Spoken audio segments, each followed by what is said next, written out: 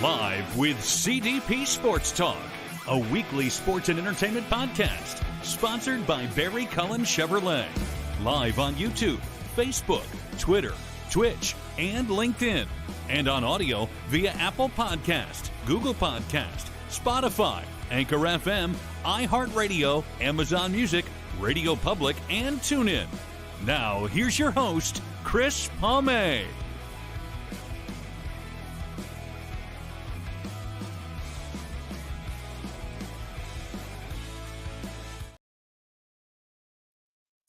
Good afternoon, everybody. Welcome to Season 9, Episode 6, overall 446 of Live with CDP Sports and Entertainment Talk Show, sponsored by Barry Cullen Chevrolet Dealership at 905 Woodlawn Road West in the Guelph Auto Mall.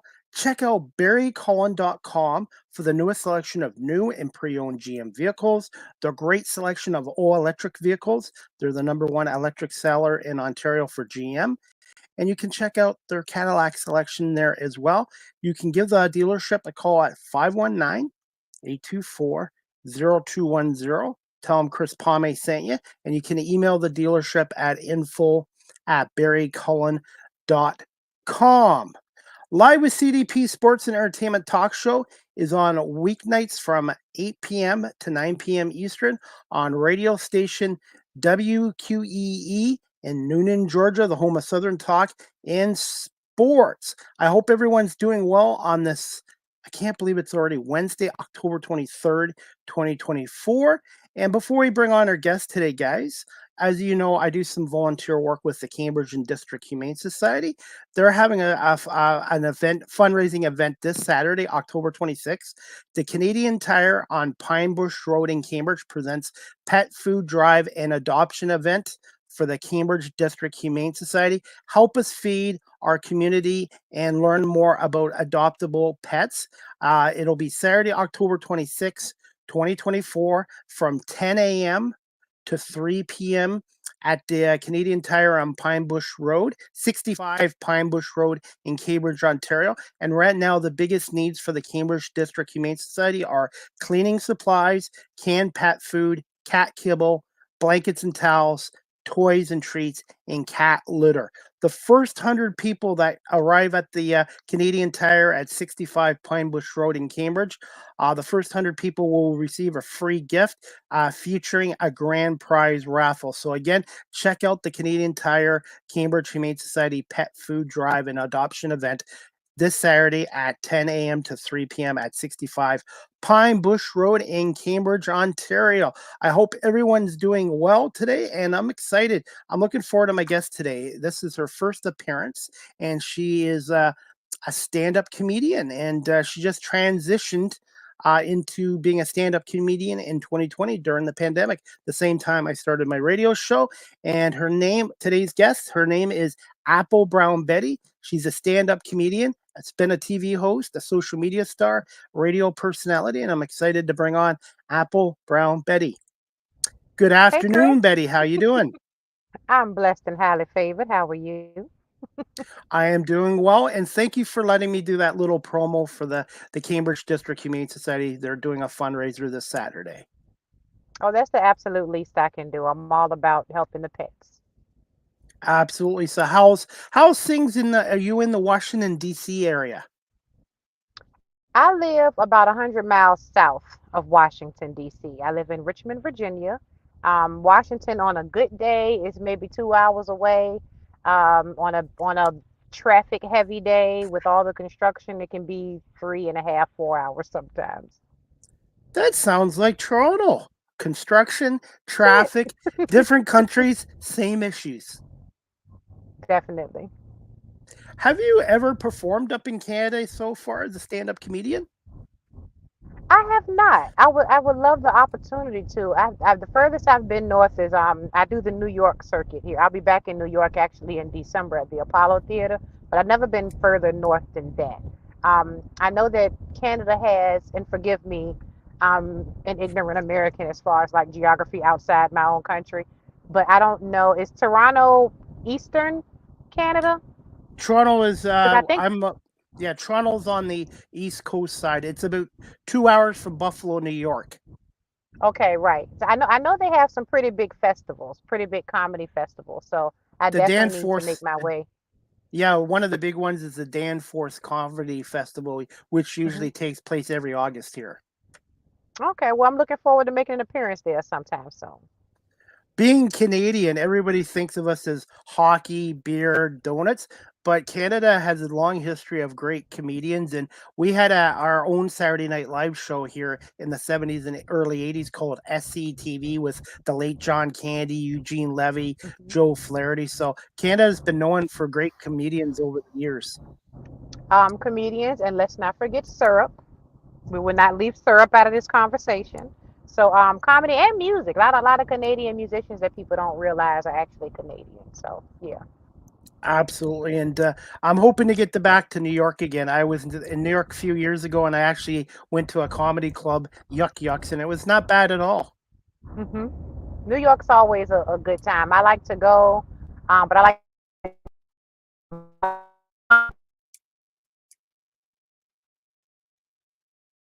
from the Okay. they got married in New York and they moved back south to have us and raise us. But it's not somewhere I could live. It's so big. It's so many people. But ultimately, there's nowhere to be barefoot in New York City, and I need to be able to go outside and be barefoot. Yeah, that's not feasible in New York City. Yeah, I got to ask you this: performing in New York, it's got to be a thrill. But can New York comedy crowds be very tough too? I've only performed in New York a handful of times. I think that when people think about what makes a tough crowd, comedians may have a different answer than people who don't do comedy. Because when you think tough crowd, we think it's hard to make them laugh, um, that kind of thing.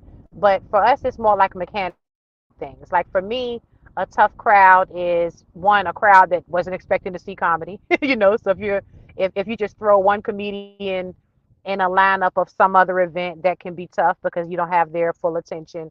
If you're performing somewhere and there's a basketball game on, or that kind of thing, those kind of make for a tough crowd. But I don't think that New York was any harder on me than anywhere else. I mean, it's hard doing comedy, period, because it's just you and the microphone. If you're someone gave me the analogy, if you're in a singing group and you miss a note, someone else can cover up that mistake. But on stage as a comedian, it's just you. So I don't think it was any rougher than anywhere else.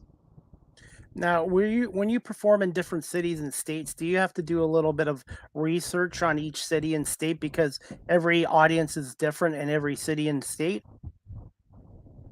Well, the audiences can vary even within the same city. It's sometimes you'll go places and there's a more conservative crowd, and I never want to pander to the people in a room, but I want to respect the people in a room. I do like to just kind of do a little quick Google search on. You want to have some local reference points because that makes the crowd feel like you're with them. I remember the first time I performed in New Jersey, I Googled their local power company because I wanted to do a joke about the power company. And come to find out, they have four different power companies. And that blew my mind because here in Virginia, Dominion has a monopoly. Like we don't have a choice, there's no free market. And that was very interesting. And then I made the joke about that, because people in New Jersey, they didn't know that some people don't have an option. So that was a good way to kind of introduce myself to them there. So yeah, I try to know a little bit about where I am, get some reference points. If I'm telling a story about being in a store or a bar, I'm gonna figure out the name of the local grocery store and not just say Kroger because I have a Kroger because you might not know what Kroger is. I've heard of it and I've been there because Michigan. I've been to the state of Michigan and they have them in Michigan. Hmm. So yes, I know about Oh, Kroger, but cool, every cool. state's different. I'm in the states a lot for sporting events, for my media work, Hmm. and for shopping. And you guys have too much choice, Well, that's literally. good to know. That's good to know. You mean as far as like grocery shopping goes? Clothing and grocery shopping, and then when you go into restaurants in the states, I find the proportions of food are bigger than here in Canada. Well, that's why y'all losing the diabetes race. That's why y'all can't touch us in the high blood pressure statistics. That's why we're winning. That's why America will always have that belt, and it's a very big, widened. belt with extra links put in. America. But over here in Canada, and I'm sure in the States too, you'll notice that it's called shrinkflation, where they charge you the same amount for a product, but they cut down the size of it too.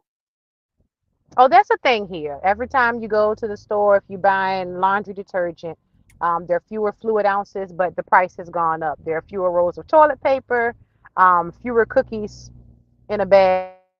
I think that's the thing. It's well, I wouldn't venture to say if it's worse on our side or your side, but it's pretty bad. I was reading your bio again to Betty. Sorry about that. I had Mhm. something on my desk I should have put away, but it's live anyways. I wanted to ask you, Betty, impressive career you've had as a TV host to a social media star to a radio personality. What what inspired you in 2020 during the height of the pandemic to go into the comedy industry? Well, it was less education and more just opportunity and alignment and a little bit of poverty, if I'm honest. What happened was earlier in 2020, I was working for a huge capital markets law firm, real cushy job, and I started a side business where I had a property management company. And when COVID, my property management company was doing really well, and I thought originally that it was going to be COVID was going to be off work, right? We thought it was going to be a nice little vacation. So during that time, I focused all my on my property management company, and it was going so well that I felt comfortable stepping away from the law firm. And then COVID drug on. There was a rent moratorium that went into place in my state, in the state of Virginia, which meant that nobody could, so people just didn't have to pay their rent anymore. And that was how I was making my money by collecting rent, for all the property owners. I was their property manager. So they couldn't justify paying me. I had to pivot from like paperwork to more like type things and on that side of property management. And I was only making about half the income I was making before. I took a big hit. My business was really suffering. And then one gentleman I know had a podcast show on the same radio station I was on. He's like, you really need to do stand up. You're so funny. And I kept saying no, and I kept saying no. And then finally one day he called me and said, I'll pay you $50 for 10 minutes. And I really needed that $50.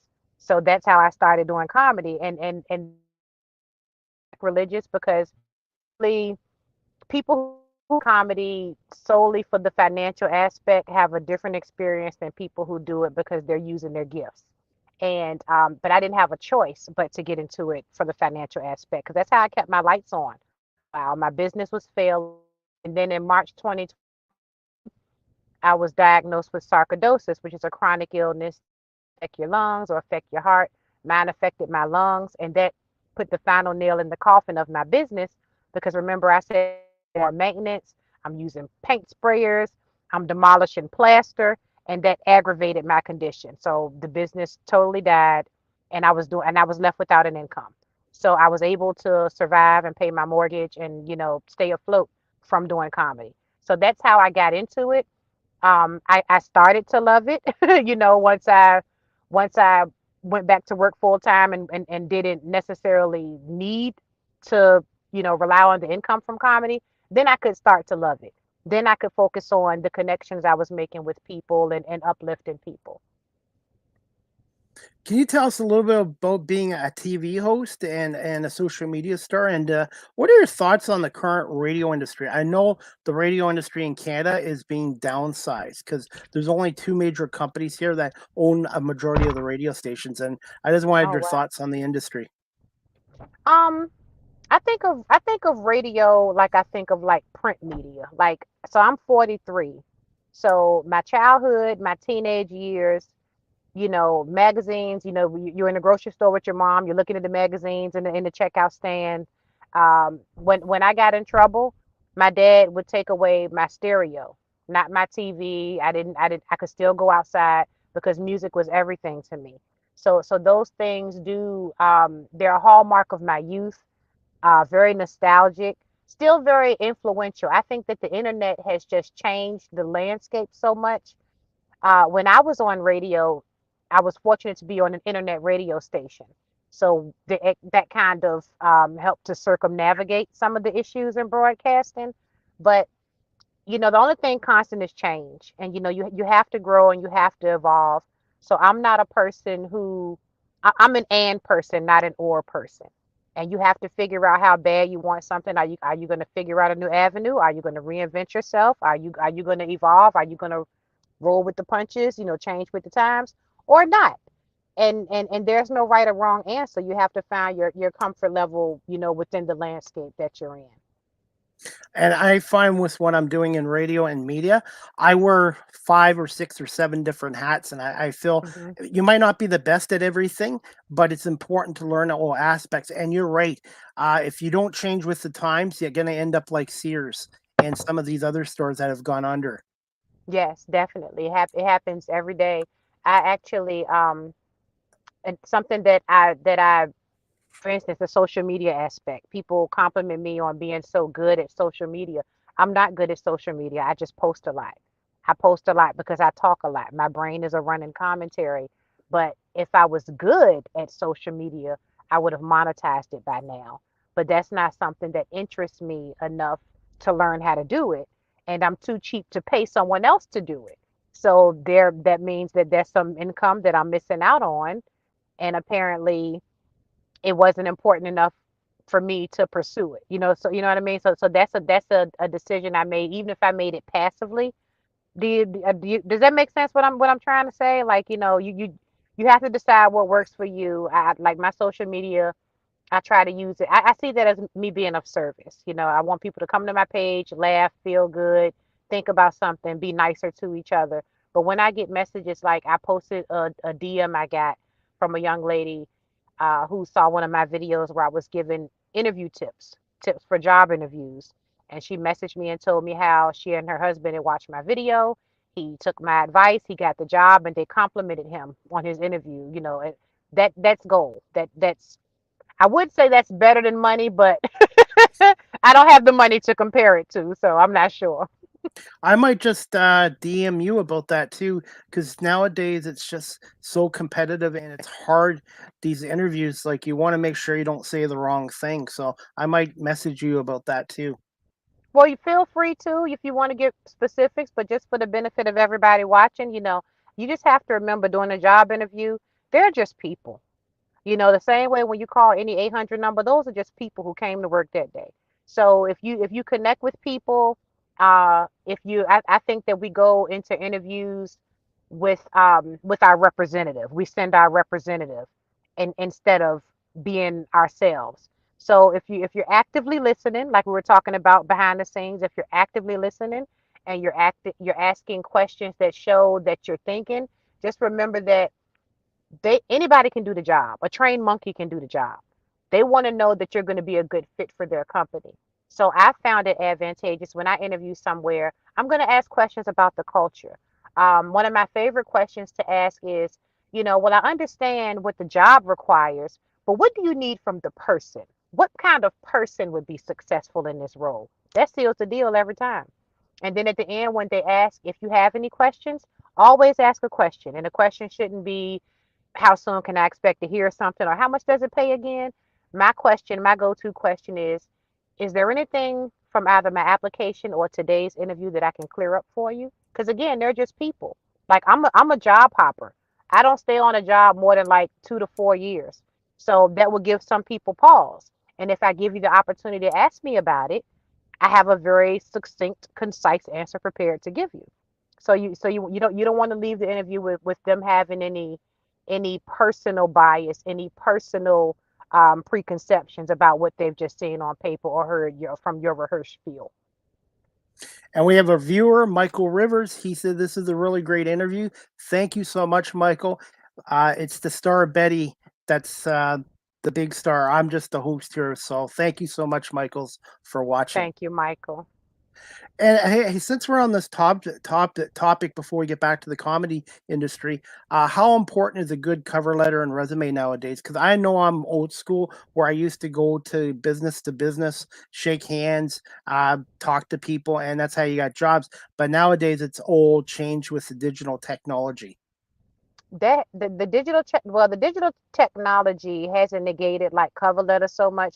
I've always found cover letters to be a little redundant, and then like my childhood trauma of like fear of rejection just means I don't like to write a cover letter because I feel like it's kind of like, oh please, please look at my resume, please like me, please can I sit with you at lunch? So I never liked the energy of a cover letter. I found that they're rarely necessary. And again, the people who are reviewing them, they're just people. I've gotten a lot of jobs like in my youthier youth, just because I called. I put in the application. This is before everything was online. You put in the application, and then I call because that person has a stack of applications. They have a stack of resumes. I used to work for a medical school, and the biggest pet peeve we had was someone sending an application pack that's this thick with a CD and a DVD. Nobody has time for that. You know what I mean? So personally, I don't submit cover letters. Part of that is just me being old and crotchety. You see my resume, you see what I can do. That should be sufficient. Uh, but if you're going to submit a cover letter, use technology to your advantage. Google a cover letter template. Use Chat GPT. AI has changed the game. Let it work for you. Don't outthink yourself. So if you're going to write a cover letter, let AI. It's free. Go to chatgpt.com. Put in cover letter for um, marketing firm, cover letter for paralegal, whatever it is, and just let technology do its job. I've been told this recently. Your resume shouldn't be any more than 2 pages, or do you think it should be 1 page? My current resume is 1 page Okay. because the rule of thumb that I follow is it doesn't need to go back more than 10 years. Like my resume used to list every job I've ever had, and also I have it compartmentalized. First, I have all my full-time jobs. I've had some part-time experiences where maybe I was working 40 hours, but I wasn't on salary or what have you. Um, I think that if it's the short and sweet, succinct, concise, you want to give these people an idea of who it is that they're either inviting to an interview or looking past. That's great advice, and I'm trying to work on that too as well. And it's just everything's changing nowadays. But you're right, the AI thing is an option I can use as well. Perfect. Hey, I'm gonna get back to some comedy questions. Hmm. You already answered the top part of this question. So, who are some of your influences and mentors when you started up in the comedy stand up comedy industry in 2020? Um, so this is gonna sound, I don't know how this is gonna sound, but I, I, I'm not really influenced by anyone. That's um, that's kind of by design and it's kind of by default. It's by default because I'm just not a person who consumes a lot of media anyway. So like my social media is mostly other comedians. But this is a new social my Facebook is a new page that I've only had for the past as long as I've been doing comedy. So I was very intentional about only adding other comedians and producers and things like that. So when someone famous drops a comedy special, my timeline is all abuzz with people talking about it, but I haven't seen any of them because the part that's by design is that I want my voice to be authentic. That's the biggest compliment that I get as a comedian, that I'm so original, I'm so fresh. They've never heard the things I'm saying before. Um, if I ever heard a joke that sounded remotely like one of mine, I would never tell it again because that means the thought is not original. So I do kind of try to just stay in my own bubble so that I'm not influenced by someone else's voice. I don't want to sound like anybody else's. So I'm not a person who has like studied the greats or anything like that. Do you find being a radio host, a TV host, and a social media star kind of helped you a little bit become a stand up comedian a little bit? Oh, definitely. Definitely. So, um, especially when I first started, people couldn't believe that even now, I'm 4 years in, and people are like, wow, you're so good, so fast.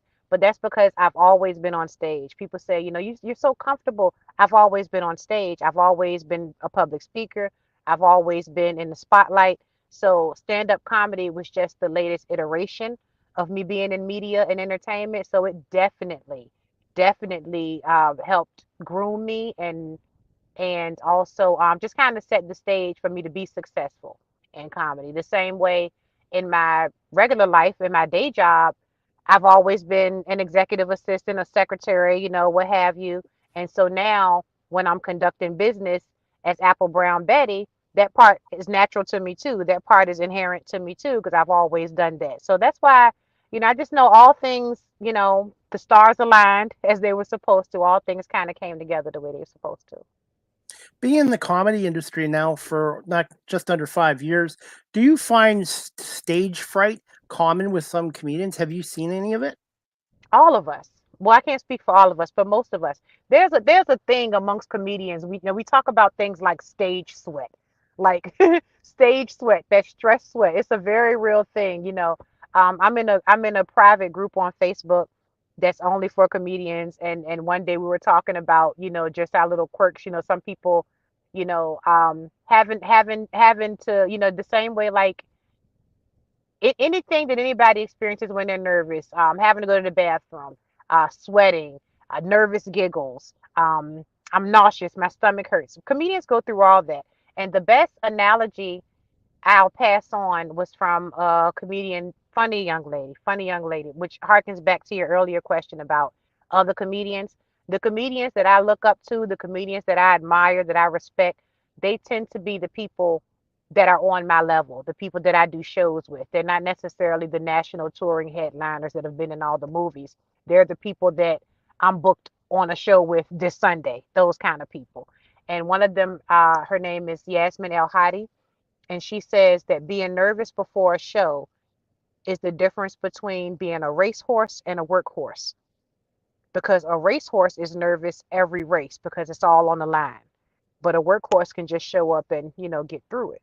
So I think comedy and being a stand-up comedian is very much like that. Do you have any rituals or superstitions before a live performance? And how long does it take for you to get a sense or a feel of an audience mood? Well, I don't have any particular rituals that I do before a show. I like to take a nap. I'm fond of a nap. I don't know how ritualistic my naps are, but I definitely, a lot of times I'm driving 100 miles, a couple 100 miles. It's late at night, so I want to get a nap in if I can. Um, so I don't have any rituals outside of that. I think that sometimes it depends on where you are in the lineup too. So if I'm closing a show, that means I have two or three comedians to kind of observe the crowd before me and see what they're laughing at, what they're not laughing at. If you're first up, if you're hosting, you don't have that opportunity, but it's very important to get out there, hit them hard, hit them fast. You got to start off up here, start off funny, make them laugh within the first 10, 15 seconds if you can, because that way they'll trust you. They know that you're a professional. That's what you're there to do. And then the audience can relax and settle into your set. What's the biggest audience you've performed in front of so far? Oh my goodness. So fun fact, my brain resets every morning at about 4 a.m. So I'm gonna have to go through my mental Rolodex. Biggest crowd, probably probably between like 400 or 500 people. I don't think I've done any super huge rooms. Yeah, probably about 400 or 500 people. As a comedian, do you like to open, do the middle part, or do you like to do the clothing, or it doesn't matter? I won't say it doesn't matter. I don't get booked to open much. I usually get booked as a feature act, which is right in the middle, or to close a show. And I do prefer those spots because you get to like, if you start off, that's usually a 10-minute set, anywhere from 8 to 10 minutes, maybe 12 minutes. But if you're featuring, that's usually 15 to 20 minutes, and closing can be anywhere from 30 minutes, 45, an hour if you have an hour of material. But I do prefer longer sets because I can kind of relax and, settle in and stretch my legs, and you have more time to build your premises and do callbacks and things like that. And just more time to connect with the crowd because that's what it's about. I have more time to reach more people. I want everybody in the audience to feel like something I said was for them. The women, the men, the older people, the younger people, the parents, I want every group of people to feel like, yeah, I like her, I get her. For those people that are watching this show live streamed or on audio or my radio station WQE 99.1 FM in Newton, Georgia, and they're hmm interested in getting into the comedy industry, what advice would you give to them? Just go to an open mic. Even if you're not ready to get on stage yet, just start going. Let comedians see your face, get familiar, support the venue, go have a beer, get some wings, have a fruit punch, whatever you're gonna do. But you have to, the only way to do it is to do it. If you ask 50 comedians, they will give you 50 different answers, but they will all agree that the way to do it is to do it. You just got to get up there because to getting those reps in, um, it's like a doctor has a medical practice, an attorney has a law practice. They're practicing their craft, and that's the only way to do comedy. You got to do it. It's just like with me doing my radio show, media work. The hmm more live interviews, the more virtual interviews I do write hmm game night stories. The more hmm you do of something, the more you'll continue to improve and keep growing. And I wanted to ask you this as well, since I have you on here. How competitive is the comedy industry in 2024? And can you just talk a little bit about the writing aspect of the comedy industry as well? And do you feel people should do that before they go on stage? I'm not sure how competitive it is. I'm not really sure how to answer that. Like, as far as comedian to comedian, I don't, because if you're funny, you're getting booked. Like, and then too, I'm insulated from a lot of that because I'm a woman.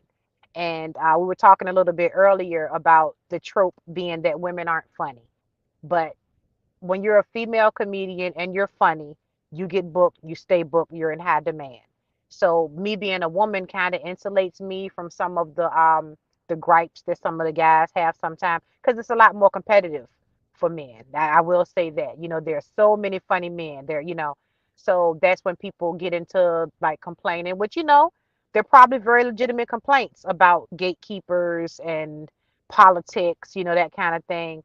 But I've been able to kind of skirt some of those issues just by being a funny lady. But I'm sorry, the second part of your question was about writing, like the writing The process. Yeah, the writing aspect of comedy. People, again, if you ask 50 comedians, they'll tell you 50 different things. Some people just have a thought and go straight to an open mic that night and flesh it out on stage. Um, I make notes in my phone. Uh, a thing that we do a lot is, you'll have 50 funny thoughts a day, but if you don't write it down immediately, it's gone. It's just gone. It may come back at a later date, but for me personally, I don't have much of a process. Like, I'll just have a thought that pops into my mind, or a punchline will pop into my mind, and you flesh it out. Like, there's a whole world, universe, galaxy of things that I could possibly talk about as a comedian. But I'm who I am. I've had the experiences I've had. So that narrows the list. It might not be finite, but it certainly narrows the list. So if I do a joke about dating, it may start off with three punchlines in that joke. And then next week, I think of something else that's funny about dating. So now that joke has four punchlines. And then a year from now, I'll think of a story I can tag in. You know what I mean? So you have your jokes start as a thought and they grow legs and they grow organically and you get better at telling them. You find a cleaner, quicker, more succinct way, a funnier way, a more impactful way at telling, relaying who you are, because that's what you're doing. You're sharing who you are with your audience, how you think with your audience. Thoughts about ab living in the comedy industry? Oh yeah, it's a thing. Like, you have to be present to do stand up comedy. So Even if you have a joke that you've written it out word for word, verbatim, long form, you've rehearsed it, you've told it 100 million times. The idea is for that crowd to feel like it's fresh. So that crowd feels like it's the first time. And ad libbing, most of us are quick thinkers, comedic minded people. So it just happens naturally. And also, you have to address what's going on in the room. Sometimes you might have a set list in your mind. Okay, well, I'm going to go in here and I'm going to talk about that tree, and then I'm going to talk about this dashboard, and then I'm going to talk about my pinky toenail. But then you get to the stage and a server drops a tray of drinks. You have to address that. Or someone in the crowd might yell something out. And now you're talking about this. You're over here, So that I don't encourage people yelling things out, for the record. That's my disclaimer. But you know, it's a lot of if you're not able to kind of roll with what happens on stage and be present, then that can be less than good. That can be ungood for the comedian. How important is it to have a strong support system with family and friends, and also balance a work life balance with the comedy industry and try to avoid burnout? Oh my goodness, now you're preaching. So my children are grown. I started doing comedy right around my 40th birthday, and I don't know if I would have been able to perform at this capacity if I still had school age kids and such. And there are a lot of women who do. For men, the support system is kind of built in. They have wives, and the children are somebody else's primary responsibility. But I know lots of women who are mothers and have young kids, and they're still able to do it. And I tip my hat to those women. I do. Uh, I think it's important to rely on yourself and to trust yourself and believe in yourself, and mostly trust yourself as a comedian, because it also we also have there's a common personality type who does stand up. So contrary to outward appearances, most of us are very socially awkward. Most of us are actually introverts. Most of us are anxious people, you know. So I think it's important to champion your own self-confidence and trust your instincts more than a support system outside yourself. Unless we're talking about who's feeding the kids while I'm on stage. If you're in that situation, you definitely need a support system. And also, I wanted to bring this up too. It's important to have a strong mindset because in any career, you're going to get your successes and you're going to get your setbacks. I've never used the word failure. I always look at it as a temporary setback. No does not mean permanently. It's just a temporary setback. And I wanted to get your thoughts on that. Oh, definitely. Comedy is so up and down. You mentioned earlier work-life balance. Most of us do have day jobs because historically comedy doesn't pay a whole lot. So people who are making decent money, unless you're at that national level, that movie money level, people who make a living at this is because they're constantly on the road, because that's how we make money. So a work-life balance is important. It's also very elusive. Comedians I talked a little bit before about, me having health issues, which I'm fine now. I had to change some habits and eat better and do things differently, and I'm perfectly fine. Like my sarcoidosis is in remission. But it's a very common thing to see comedians post, "Pray for me, I'm in the ER." And when it comes down to what's wrong with you, it really comes down to your burnout. You're dehydrated, you haven't slept, you're stressed. Stress is a killer. You know what I mean? So you do have to take care of yourself and remember that the stage isn't going anywhere. It's a thing where people are afraid of losing their momentum. So like you can have a month where you might have 2 shows this month and 20 shows next month. 20 shows is some good money, but the energy exchange. It also takes a lot of energy to be on stage. It's a lot that comes with being a comedian, the mental load, the physical wear, the financial aspect of it. So yeah, you definitely have to champion self-care as with any other very demanding discipline. And I think when people see comedians, it's like, oh, but you're having fun, right? It's fun, right? Well, it's still a job. It's a job that we have to work at and perform at. I say quality over quantity. And also, I wanted to ask you, since you've been in the industry now going on 5 years, do you find there's more women, female comedians now than there was when you first started, even 5 years ago? Um, I think there's a comedian born every 5 minutes. So just if you look at it that way, probably yeah. Like I don't get out to the open mics in my city as much as I'd like to, just because I'm so busy. But when I do go to an open mic locally, which I'm gonna try to go to one tonight when I finish this, um, I see people that I've never seen before. People they're new to the scene, So that's very encouraging. I like to encourage anyone who wants to try, do it. You'll figure out very soon if it's for you or not for you. So I think that yes, there are more women, but that's just a microcosm of them being more people doing comedy.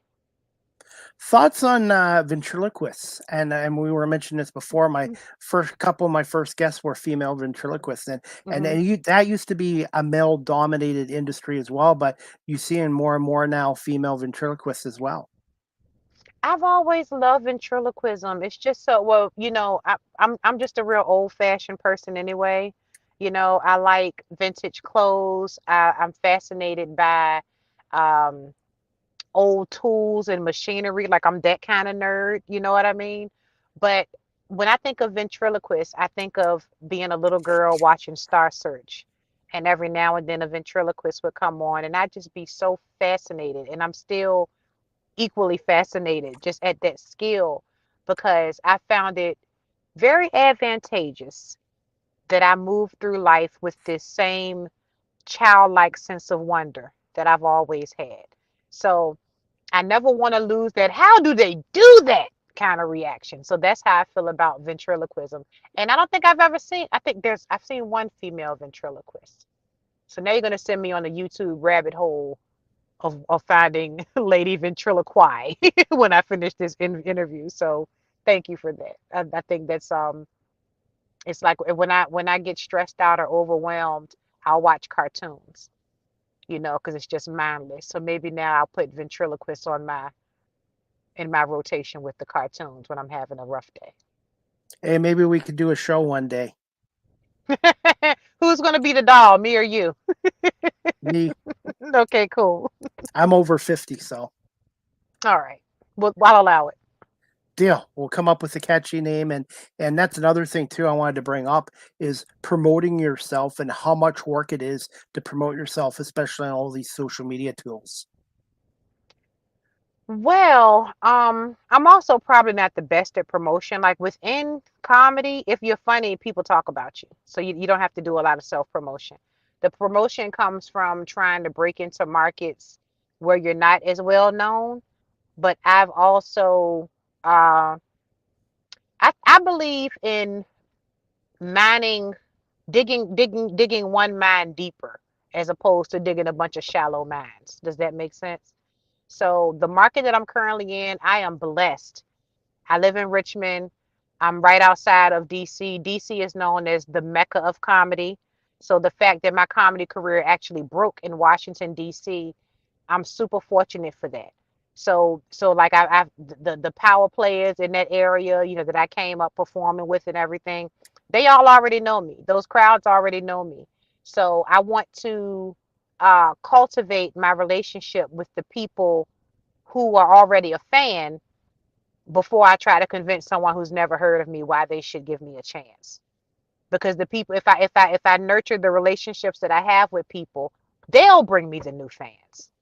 They'll bring somebody to a show. They'll share a video.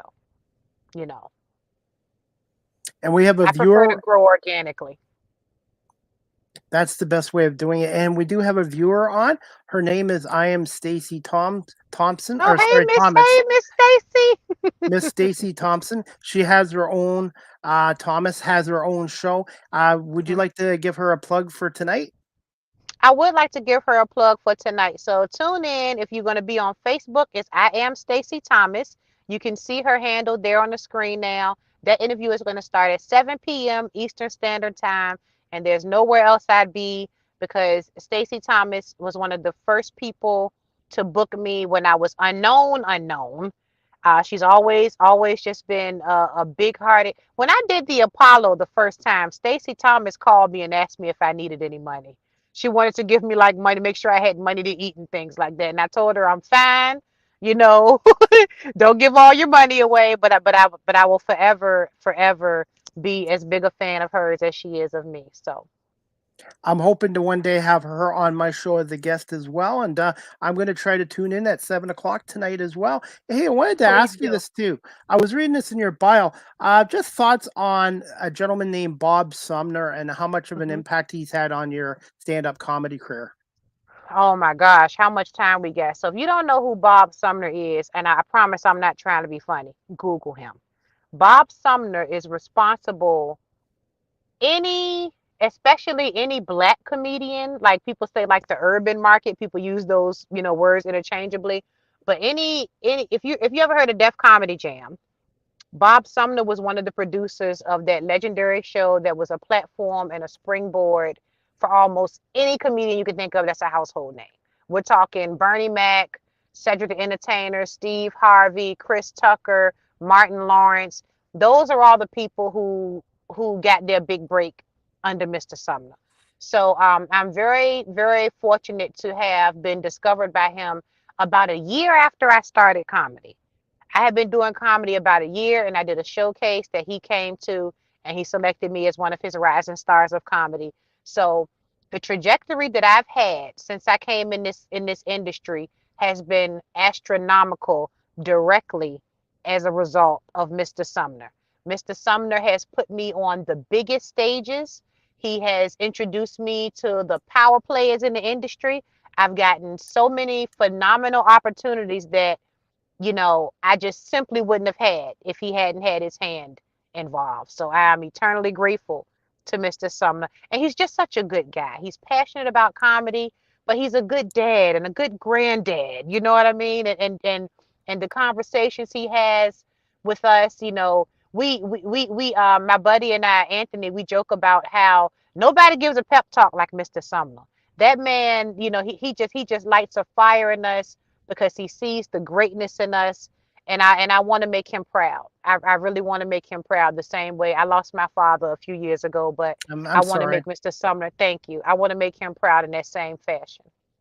And I did put on my graphics here too. If anybody's watching or listening and is interested in bringing in Betty, Apple Brown Betty is a comedian, you can do it through Bob Sumner at summertime24 at comcast.net. Yes, that's my management. Um, if you didn't catch the email address, that's okay. You can shoot me a DM. We can talk. Um, if the money's big enough, I'll forward it to Mr. Sumner anyway. Are you okay for a couple more quick questions, a few more minutes? Oh Are you yeah, okay? take your time. I'm Okay. having a good time. For somebody that's never seen one of your live performances, that's watching this live stream on the audio, how would you describe your style of comedy? And just quick thoughts on slapstick comedy, which I grew up with in the 70s and 80s, was watching Laurel and Hardy, Hmm. the Abbott and Costello, and the Three Hmm. Stooges. Well, my style of comedy is bold, it's irreverent, it's thoughtful, and it's fresh. As far as slapstick comedy, I think that being funny is subjective. I can't say what's funny. You can't say what's funny. I can only say what's funny to me, and you can say what's funny to you. But I respect all mediums of comedy. Um, I think the same way I talked about watching cartoons when I need to decompress and unwind, I think there's definitely a place for just silly humor. Juvenile, seventh grade lunchroom humor definitely has a place. I'm a fan of all of it. I can appreciate it all. I'm gonna put you on the spot here. What's your favorite Hmm. cartoon? Oh my goodness. That's so broad a question because you'd have to like break it down by like time period. So if it comes to a cartoon, like if I was to actually go in the house and watch cartoons right now, I'd watch SpongeBob. I love SpongeBob. If we're talking about cartoons from my childhood, then I have to think about what I would watch after school. I would watch DuckTales will probably be my favorite cartoon from the 90s. So yeah. And then also like animated series that aren't necessarily made for children. There's this show. Oh my goodness. I can't think of the name of it because there's only been one season so far. And please Google it. But it's about a young lady whose father passes away and her inheritance is a cult. Her father was a cult leader. And it stars one of the supporting characters is a woman named Grease Trap Connie, who's voiced by Paris Sachet, who's a phenomenal comedian from Washington, D.C. So that's what got me interested in the show. I wanted to check it out and, support Paris. But it is such a cool show. It's not it's not vulgar, like a lot of adult humor cartoons can be, but it's just such a cool little show. So that gets my adult animation vote.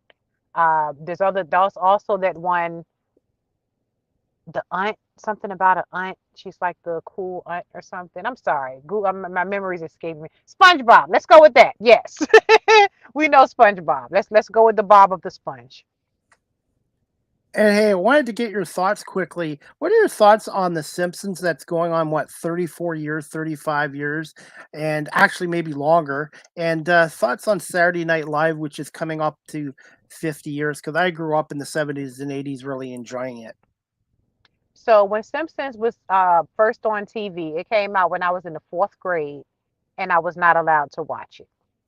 My dad didn't like the he thought it was he really didn't like Bart's character, the whole underachieving thing. We were all straight A students. My dad was kind of strict and everything, so we just weren't allowed to watch The Simpsons. I didn't watch The Simpsons until um, probably until I was an adult, a very young adult. But I just didn't watch it growing up. So once I got into it, I watched it religiously, faithfully every week. I've gotten away from it in recent years. I haven't watched it in a while, but The Simpsons will always be near and dear to my heart just because it was that kind of like forbidden fruit. But Saturday Night Live, I remember being at least as early as a teenager. I wanted to be a writer for Saturday Night Live. I still want to be a writer for Saturday Night Live. I think that lots of comedians have that on their uh, comedy dream board. And there was something else you asked. Um, I wish I'd written that down. I usually I do. think I might have made that up. I think we may have covered it. I think I imagined a third question. And I wanted to ask you this as well.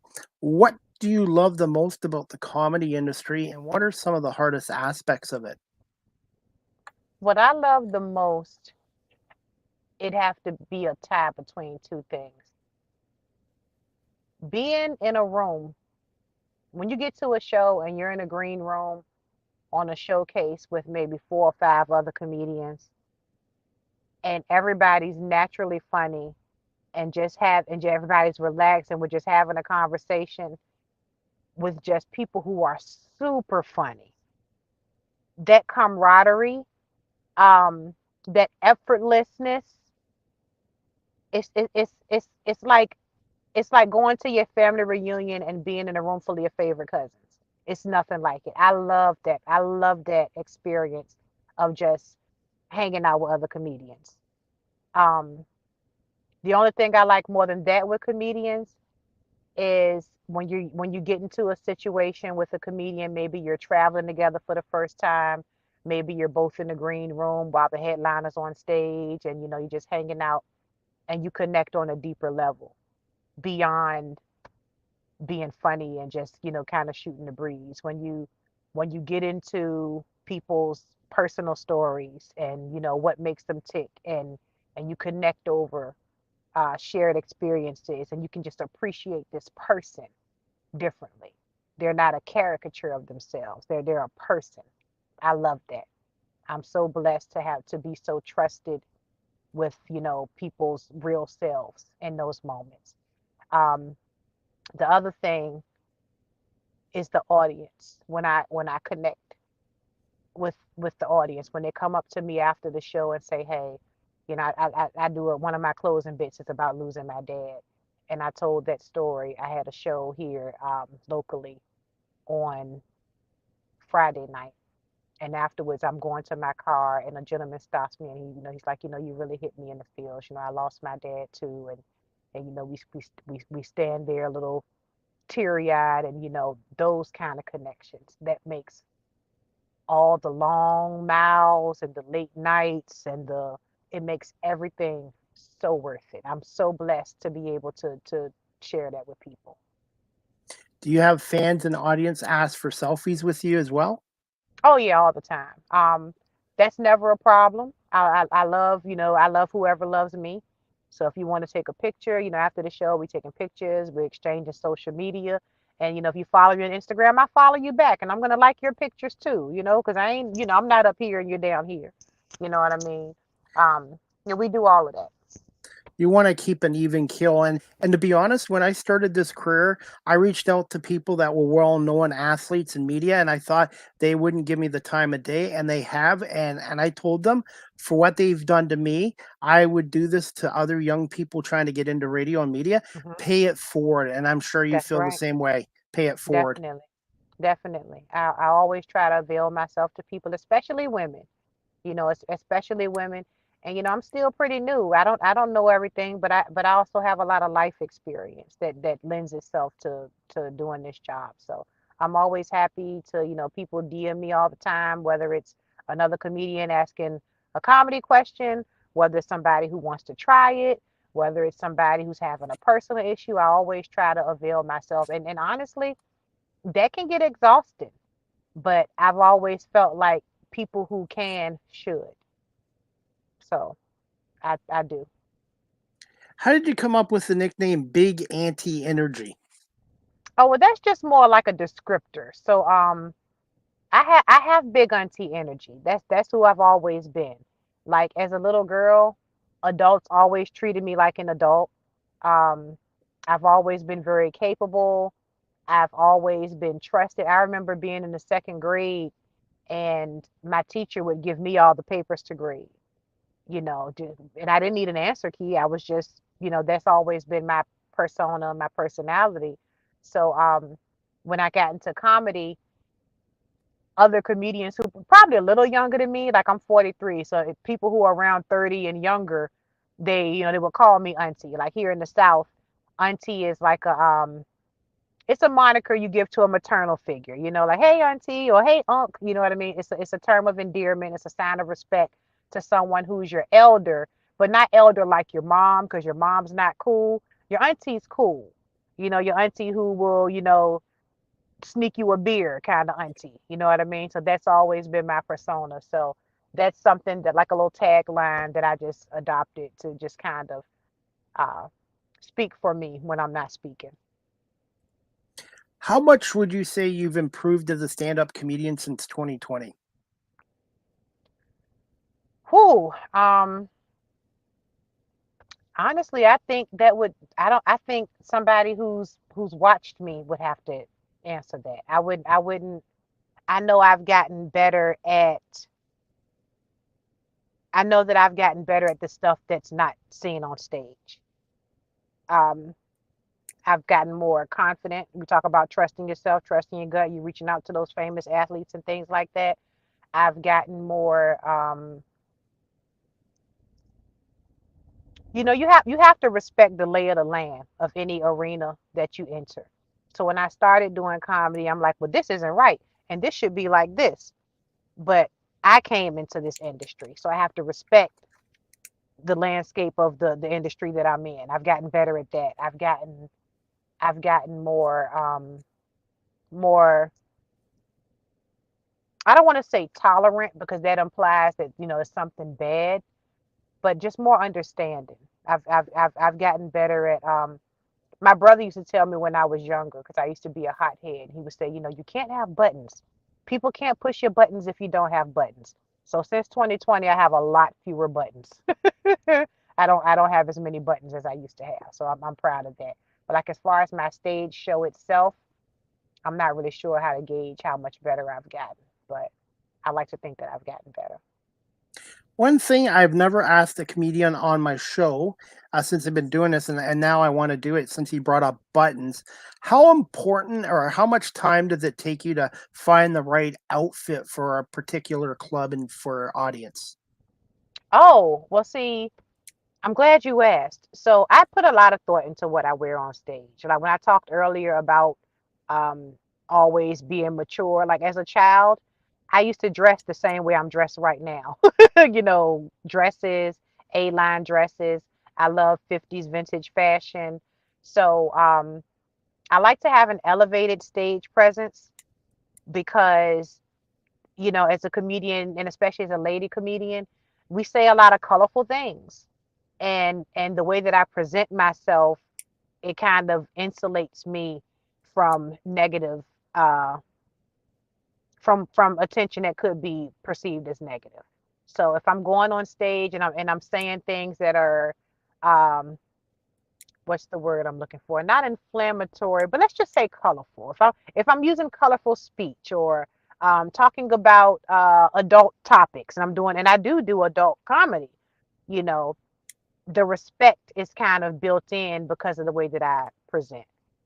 So, women being sexually harassed in the entertainment industry is a big thing. I'm fortunate I've never experienced that. And I can't, of course, that's not solely because I wear A-line dresses, but that's honestly part of it. And I hate that that's the truth because I don't like respectability politics. I think that, not just women, men, everyone should just be respected as a default, but that's not always the case. So I do put a lot of energy and thought into what I wear on stage because I'm careful about how I'm perceived. I want to be perceived as someone who's to be respected, as someone who's an authority. You can trust what I'm saying. That lends an air of credibility to all my humor. That back to that big auntie thing. I'm the cool aunt. I might tell a joke, but I'll never tell a lie. You can believe everything I'm telling you, baby. Auntie wouldn't lie to you. Gonna put you on the spot here. Heels or flat shoes? It depends. I wear heels a lot. I wear heels a lot. If sometimes I leave work, I work 8 hours a day and I have to do a show. So sometimes I just don't feel up to it. So but heels or flat shoes, they're gonna be cute. But I don't wear like sneakers and jeans on stage and things like that. But even if I wear flat shoes, they're still gonna be nice dress shoes. Favorite color to wear? Red. Good choice. Red. I like It's blue, but red's good. it's powerful. It commands attention. It signifies a powerful presence. I like wearing red. I like the way people respond to me when I'm wearing red on stage or off stage, really. I like blue and red, and I'm kind of a hoodie and jeans type guy. But when I'm doing media work, you gotta look the you gotta always dress professionally. You can't go to a sporting event and not look the part. So whatever you're on stage or you're doing media work or being on TV, you have to look professional, but you want to be comfortable too at the same time. You want to, but you also want to look like, you're there to do the job you're doing. So no, please don't wear a red suit, Chris. Don't wear a red suit because everybody gonna think you a pimp. And then I have to be like, no, he not a pimp. He just dressed like one. And they'll be like, well, why he got on the red suit? And I'm be like, because it was a Christmas sale. And then I'd be a lie and I wouldn't get into heaven. So don't wear a red suit. That's all I'm gonna say. The WWF or WWE years ago had a character called the Godfather, and it was hilarious. And he'd wear these ridiculous purple outfits and a Hmm. white hat, and it was just yeah. So, but you got to be yourself, no matter what career you're Definitely. in. Be yourself because people can tell if you're being yourself or you're being fake. That's very true. And again, with like the way I dress, that's how I really dress. I just bought a pair of jeans. I owned one pair of jeans for the past like 2 years because I just don't wear jeans, right? So like this is how I dress anyway. I'm being my real. I'm more comfortable in a dress than I am in pants on stage. You know what I mean? So if that wasn't who I was off stage, I don't think I would get dolled up on stage. Finally, can you tell us about some of your latest shows and upcoming comedy shows? And are any of them possibly going to be live streamed as well? Oh no, we don't live stream shows because if you can live stream it, then you wouldn't come see me in person. So like yes, you can watch like a comedy special, you can watch someone like a film of someone doing comedy, but it's a totally different experience than it is to be in the room. And we want you to come out to the shows. If you're watching me on live stream, you're gonna hear my jokes, you're gonna laugh, but you're not getting the same energy from me. And I definitely can't get the energy from you. And that's what live comedy is. It's an energy exchange. We want to kind of feed each other that energy. So we don't do live streaming. I'm actually under production agreement, so like I don't allow like recording of my shows or anything like that. But I have a show coming up this Sunday at the Richmond Funny Bone. I'm excited about that. I don't have my calendar up in front of me, but offhand, I know that I'll be in Washington, D.C. at the Comedy Loft on the 14th. I got a couple other dates in November, but if you go to my social media, in my bio, there's a link tree. You can click on my link tree and it has all my shows. You can see where I'm going to be. Closest to you, I'll be in New York City on December 5th. I'll be back at the Apollo Theater. So I'm really looking forward to that. That's only 9 hours from where I live. 9 hours? No, go to bed, Chris. No, we ain't doing that. Thank you, though. I would like to get back to New York City, and I'm hoping one day I can see you perform live, because it's one thing during a pandemic to watch it live stream, but it's so much better in person than live stream. Just like my live interviews, there's nothing better than when you're with people in person. I agree. And I do have your link tree on here under the ticker. Any Oh, plans for thank a web? you. You're welcome. Any plans for a full website at some point? I actually have a website, and Wix just took that $24.99 from me last week. So thank you for reminding me to plug my website. It's just applebrownbetty.net. It also has a link to all my shows. It has a little form where you can contact me if you want to see a message, send a message. If you wanted to book me, if you just wanted to say hello, if you wanted to say, hey, what was that about the interview tips again? So go to my website, applebrownbetty.net. That's how you can get in touch with me. You can find me on social media. I interact with my friends, followers, and fans every day. So I'd love to catch up with y'all. And finally, I do this with all my guests. What is some fun facts about yourself, or one fun fact about yourself your audience and fans might not know about you? I don't believe in dinosaurs. I don't think they were ever real. I think that was some propaganda they fed me in second grade. It didn't make sense then, and it doesn't make sense now. I will die on that hill. Stegosaurus, please. And what's your favorite restaurant to eat at? What's your favorite kind of food that you like? Oh, I love seafood. I think that a char grilled oyster, a little gremolata, a little just lemon and herb. I just love seafood. I love shrimp. I love oysters. I love crab. I love um, I love calamari. I love seafood. I also like Thai food. My favorite thing to eat is probably a green curry, like a green veggie curry from a Thai restaurant. I love Thai food. You forgot to mention CDP me. Just kidding, just kidding. What's that? Oh, I was just saying you forgot to mention CDP me. I'm just kidding. I'm Anyways, okay. just joking. I try to be Uh, funny, but yeah, I'm not a seafood I'm guy. I'm sorry. more. My, Go my ahead. my brain is burned. I'm sorry. We're gonna blame that on capitalism. I've been at work all day, and I had a little delayed Absolutely. response. Absolutely. And for me, I'm a steak and potato guy and pasta guy, but Oh, I just never been love a a good seafood steak. fan. Love a Yes. good steak. I like Not mine even with the medium steak. rare. I Oh, like well, I like mine medium well. I'll have it a little more cooked. But steak and shrimp or a little steak and what do they call it when they put the little crab meat on top? Is it Oscar not sure. Just or never been a whatever? seafood fan. Do you like Oh, okay. Well, barbecue sauce on your steak? no, I think if a steak is cooked well, it doesn't need anything. I don't. Good I'm point. I'm not a person who puts a lot of stuff on a steak. I mean butter. I like you can just finish it with butter. I like that. Now I'm getting hungry, so it would, Sorry. it's okay. It's okay. Hey, and finally, we'll wrap this up. Where can my audience again follow you on social media and your website? And do you just want to bring up Stacy Thompson or Thomas, Stacy Thomas, on her show at 7 o'clock tonight? Yes, so you can go to Facebook and catch my next interview with Stacey Thomas, and that her Facebook is I am Stacey Thomas, and that's Stacey with an EY. My social media on Instagram, I'm Apple Brown Betty, and on Facebook it's just Brown Betty. My website is applebrownbetty.net. If you go online and you Google Apple Brown Betty, you'll find me somewhere. I know I just threw a lot at you, but if you go online and Google Apple Brown Betty comedian, you'll find me somewhere. And you have a YouTube channel as well, and I have it there on the ticker as well. Oh my gosh, do I? I have like 4 YouTube channels. I have no idea. I'm not responsible for anything you see on my YouTube. And by that I mean I'm totally responsible, but I don't know what you'll see. So just I'm gonna apologize beforehand because my YouTube has been there for a while. It's it might get a little weird on my YouTube. I'm going to plug on my YouTube channel too. Chris Pame live with CDP Sports Talk. If you hit the subscribe and like notification, I'll send you out a t-shirt because I am branding myself and I'm going to have some t-shirts coming out in the next month or so. Good for you. I got to get back on the merch thing too.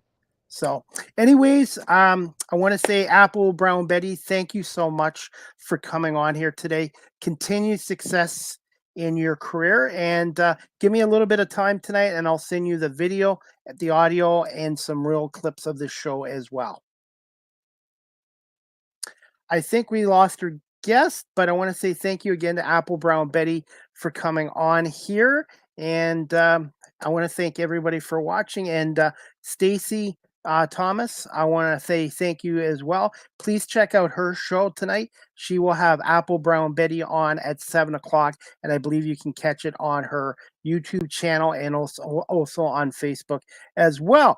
Guys, before we wrap up this show, I'm going to play a little clip of an interview I did this past Saturday in Toronto at BMO Field. They were doing the Pure Tackle Hunger Challenge, the CFL and Pure, and I talked to Lisa.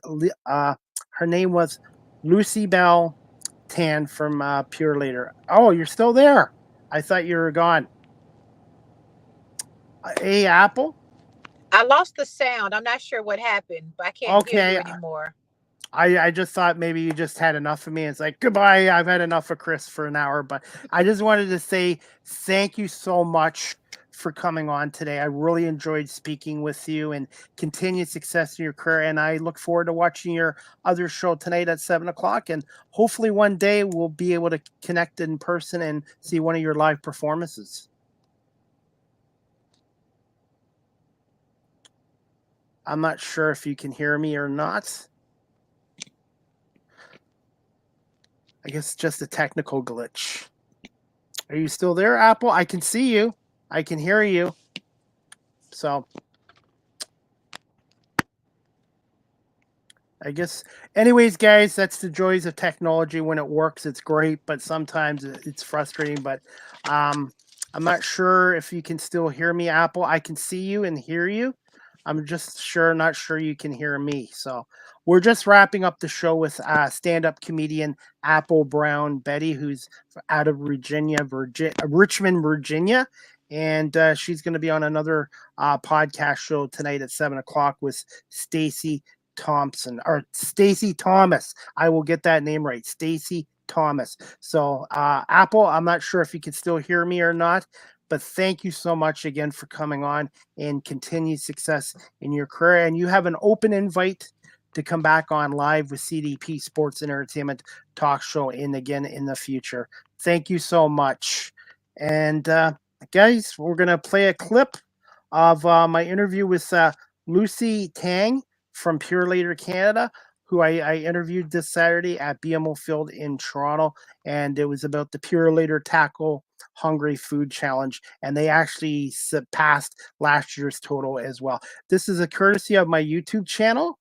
And please click on and subscribe and hit like. This is Lucibel Tan from Pure CFL Tackle Hunger fundraiser at BMO Field last Saturday.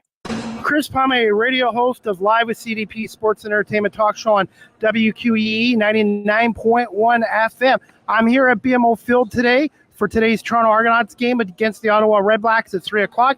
But today they have a Pure Later Food Challenge going on for the daily food banks of Toronto. And I have a guest on, and we're going to talk about the Pure Later Food Challenge. And I'm going to bring her on right now.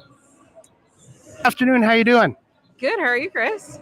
Good. It's nice to see you. We saw you about a year ago, but just wanted to talk to you about the Pure Later CFL Food Challenge here. Yeah, so we've been a partner. Pure Later has been a partner of the CFL for over 20 years. So today we're here with our Pure Later Tackle Hunger program.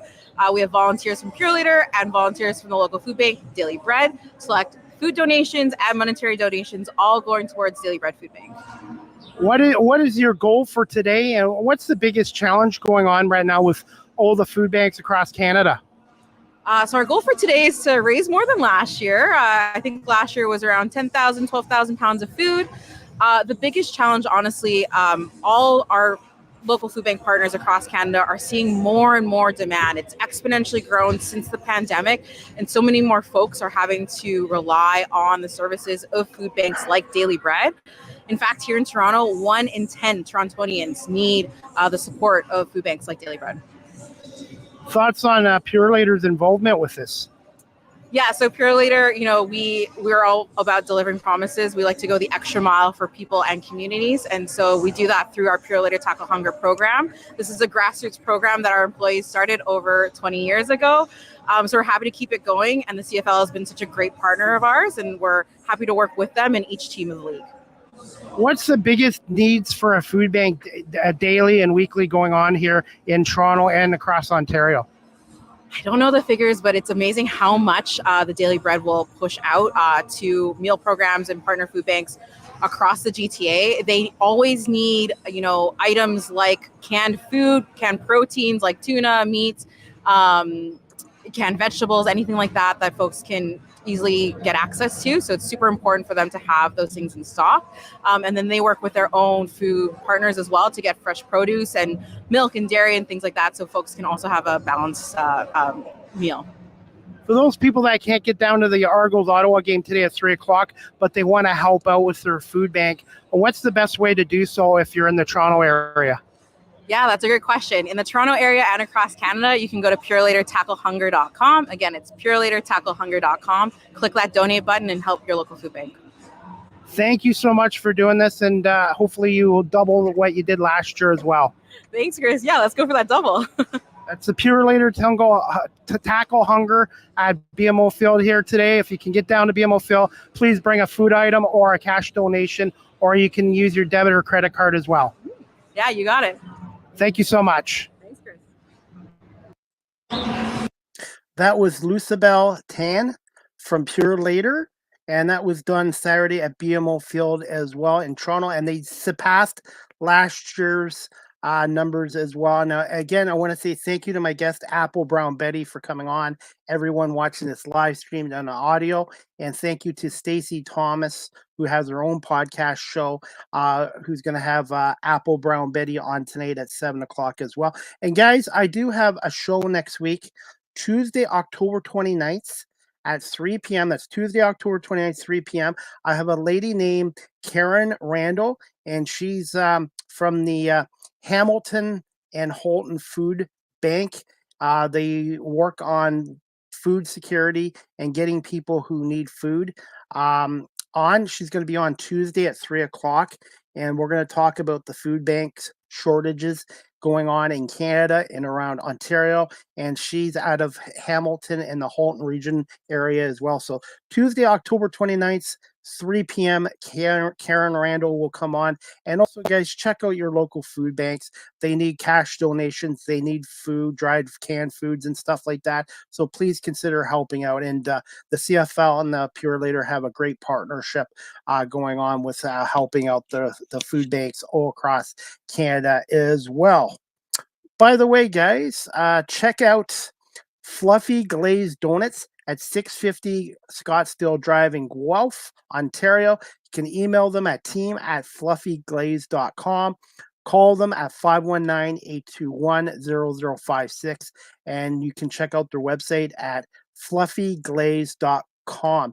And if you like good donuts, and they do have some healthier donuts there, please check them out here in Guelph. And I have some other news, guys. A canine-loving Canadian broke a Guinness World Record by taking 38 dogs on a single walk for over a half a mile. The gentleman's name is Mitchell Rudy. He led a pack of 38 leash pooches on a half a mile walk to break the Guinness World Record for most dogs walk simultaneously by an individual. And I'm just wondering if he carried 38 poop bags with him as well. Let's see, we got another comment here. And this is from my guest, Apple Brown Betty.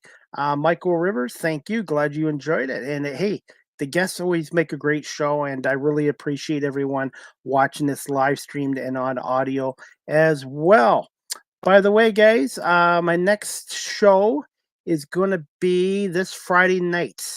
The next, it's actually going to be the Argo Bounce Live audio show with Nick Small and myself this Friday, October 25th, 7 p.m. Eastern, just a couple hours before the Argos regular season final against Edmonton. Nick and I are going to break down the Argos 38-31 win over Ottawa. And we're going to preview the Argos Edmonton game and the East semifinal between Toronto and Ottawa at BMO Field Saturday, November 2nd at 3 p.m. And you can get tickets at argonauts.ca/single game tickets. Please get your tickets there. It was nice to see 20,487 at the game on Saturday at BMO Field, the biggest crowd of the year. And if you can't get down to the game for whatever reason on November 2nd, you can watch it on TSN or TSN 1050 as well.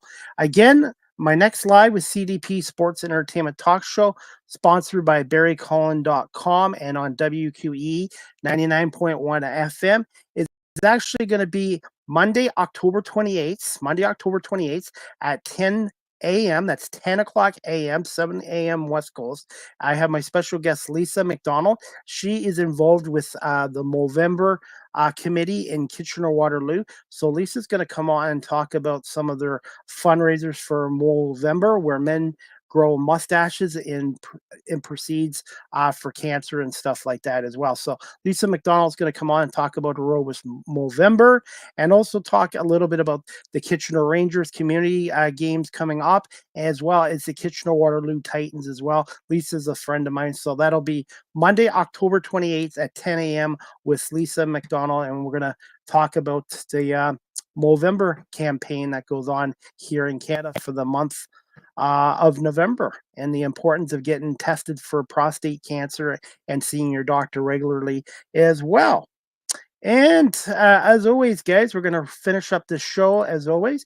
If you're looking to adopt, check the Cambridge and District Humane Society out, 1650 Dunbar Road in Cambridge, Ontario.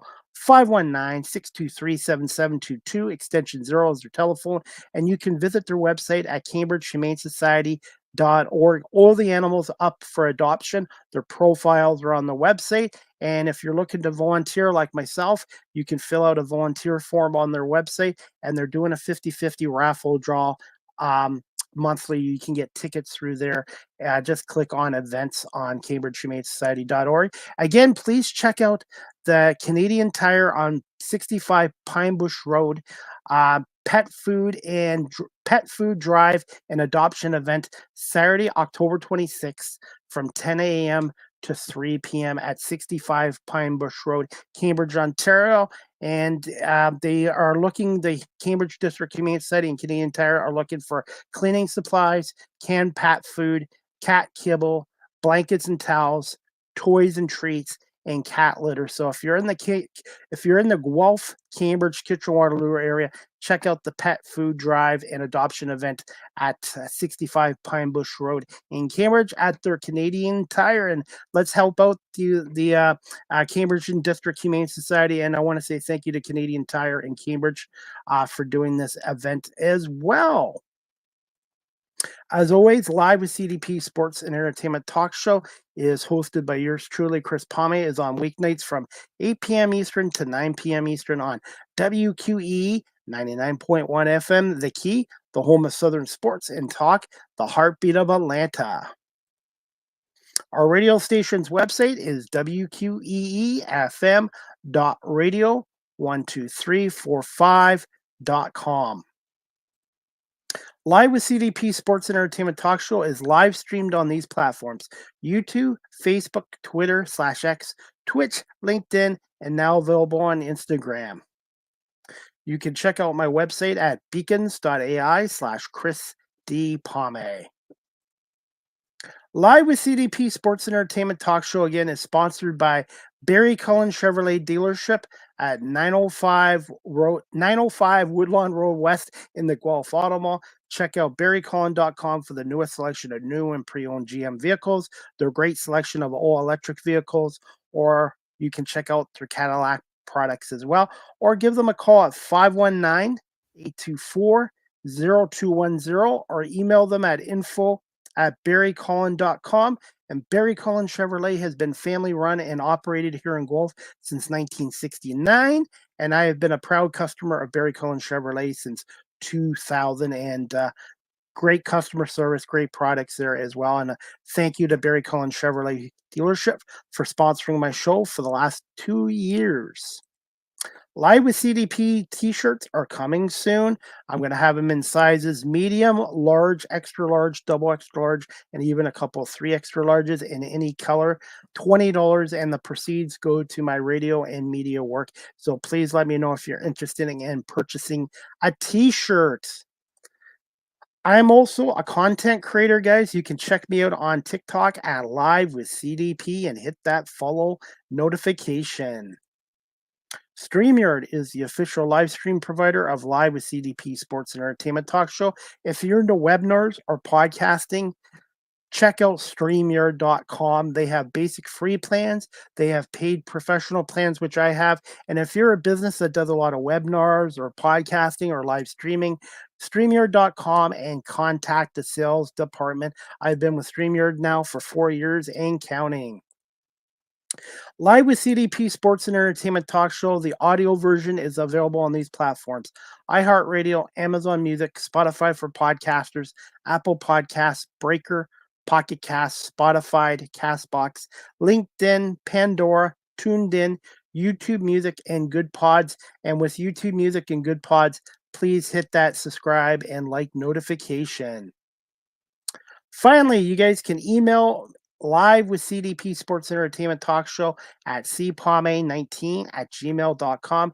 Any comments, questions, suggestions, feedbacks would be greatly appreciated. And again, before we wrap up this show, guys, the 2024 World Series is starting this Friday, October 25th, 8:08. It's going to be the Yankees and Dodgers for the 12th time in the World Series and the first time since 1981. And again, I want to say thank you to Apple Brown Betty, a stand-up comedian, for coming on.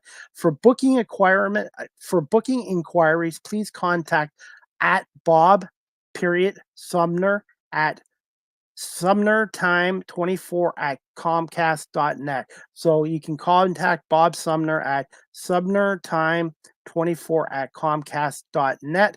And again, you can check out her websites right here before we wrap up this show. She is on Twitter X at SturdyGirl16, and she is also on Instagram at apple.brown.betty, and her link tree as Apple Brown Betty on Linktree as well. And that's about it for tonight, guys. I hope everybody has a great evening, and we'll see you back on Friday, October 25th at 7 o'clock for episode 17 of the Argo Bounce live audio show with Chris Palme and Nick Small.